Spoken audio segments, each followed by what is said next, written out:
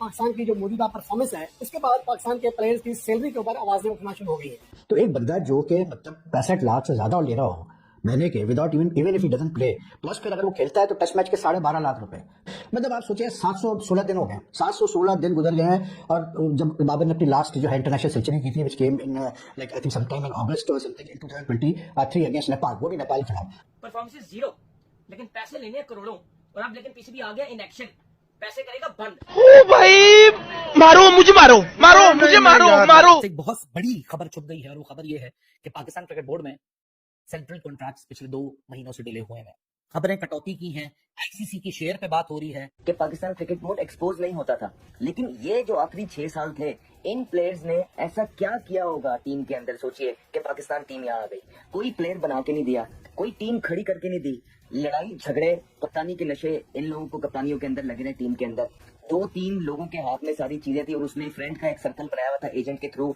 इसी चक्कर में उन्होंने पाकिस्तान टीम को आज इस जगह पे खड़ा कर दिया कि हाई सैलरी जो लोग हैं, जो इंडिविजुअल्स हैं, उनको फारिग करने की बातें की जा रही हैं। आई मीन के यार इधर यू टेक 30 to 40% पे कट, या फिर आप पीसीबी छोड़ के चले जाओ।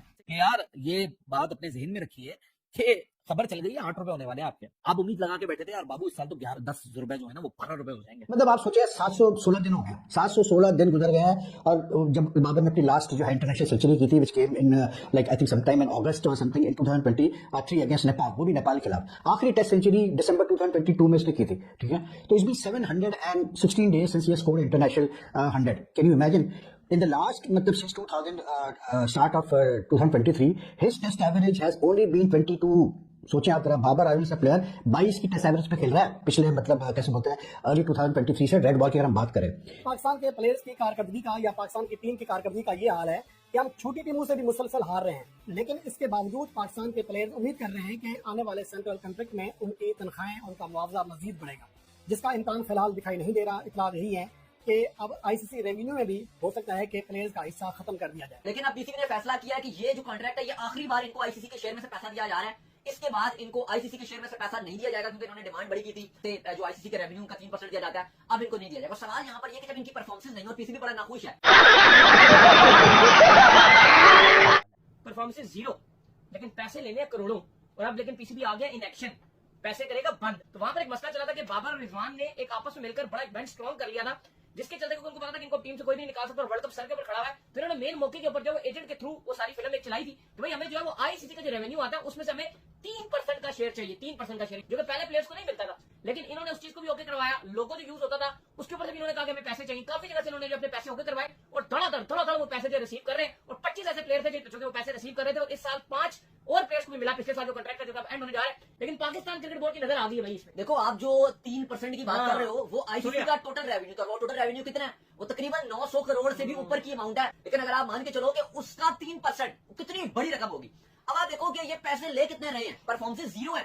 4.5 मिलियन तो ये वैसे सैलरी इन्होंने अपनी रखी हुई है पीसीबी से बढ़वाकर। फिर अगर आप जो एक कैटेगरी वाले हैं, फिर 2.07 मिलियन इनकी बन जाता है। आईसीसी का जो शेयर है, एक खिलाड़ी की बात हो रही है, 2.07 मिलियन उसको मिलता है।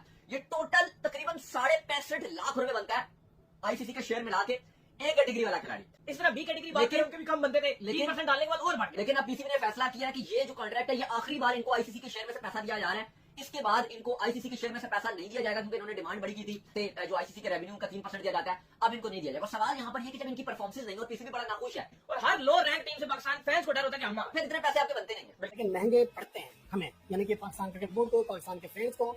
और अगर इस लिहाज से देखा जाए तो पाकिस्तान की जो मौजूदा परफॉर्मेंस है उसके बाद पाकिस्तान के प्लेयर्स की सैलरी के ऊपर आवाजें उठना शुरू हो गई हैं। याद रहे कि ज़का अशरफ के दौर में जब वर्ल्ड कप 2023 शुरू होने लगा था, तो पाकिस्तान के प्लेयर्स के खासतौर पर एक ग्रुप ने प्रेशर डालकर जो आईसीसी का रेवेन्यू मिलता है पीसीबी को, उसमें भी अपना हिस्सा डाल दिया था, जिसके मुताबिक अब एक कैटेगरी के जो प्लेयर्स हैं उनको उस हिस्से में से माहाना 20 लाख से भी ज्यादा मिलता है, और कुछ प्लेयर्स को 15 लाख से ज्यादा मिलता है। हर महीने वो आईसीसी के रेवेन्यू में से अपना हिस्सा लेते हैं।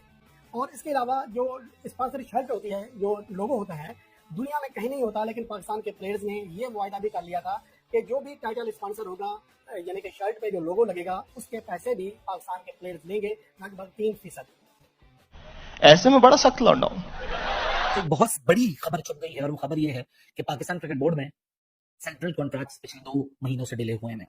खबरें कटौती की हैं, आईसीसी की शेयर पे बात हो रही है, जो आज सेंट्रल कॉन्ट्रैक्ट ऑफर किए जाएंगे उसका गमो गुस्सा परफॉर्मेंस का तो है ही है। 2023 के वर्ल्ड कप में क्या हुआ था, उस वक्त की जो मीडिया मैनेजर थी पाकिस्तान क्रिकेट बोर्ड, आलिया रशीद, पाकिस्तान की पहली फीमेल स्पोर्ट्स जर्नलिस्ट, उन्होंने ये बात ऑन रिकॉर्ड आके कैटेगोरिकली कही थी कि आपके प्लेयर्स की परफॉर्मेंस एक जगह, लेकिन उनकी जो प्रायोरिटीज थी वो सेंट्रल कॉन्ट्रैक्ट थी कि अगले दिन सुबह साउथ अफ्रीका के साथ नॉकआउट एक किस्म का मैच था, और एक रात पहले जो हमारे प्लेयर्स थे दे वर मोर कंसर्न कि सेंट्रल कॉन्ट्रैक्ट में इंक्रीज क्या होने जा रहा है।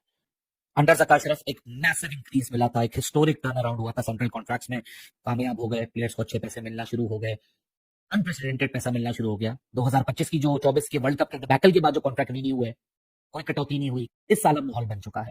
इसी वजह से 2 महीने ये सेंट्रल कॉन्ट्रैक्ट्स डिले हो चुके। बट ये 3% काट लो, 4% काट लो, जो खबर है वो आपके सामने है। मोटी खबर ये है कि 2 महीने से सेंट्रल कॉन्ट्रैक्ट डिलेड है।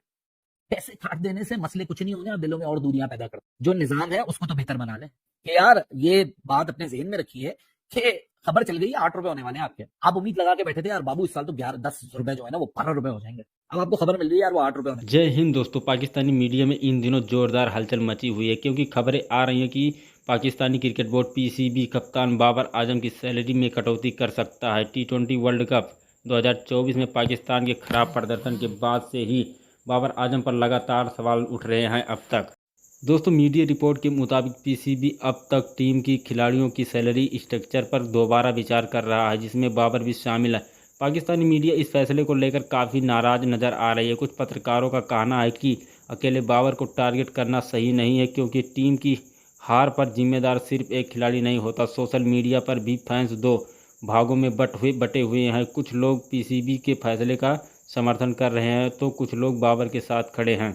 दोस्तों वेस्टइंडीज़ से हारने के बाद पाकिस्तानी मीडिया काफ़ी बौखलाई हुई है और कह रही है कि अब इन खिलाड़ियों पाकिस्तान के खिलाड़ियों की सैलरी आधी कर देनी चाहिए।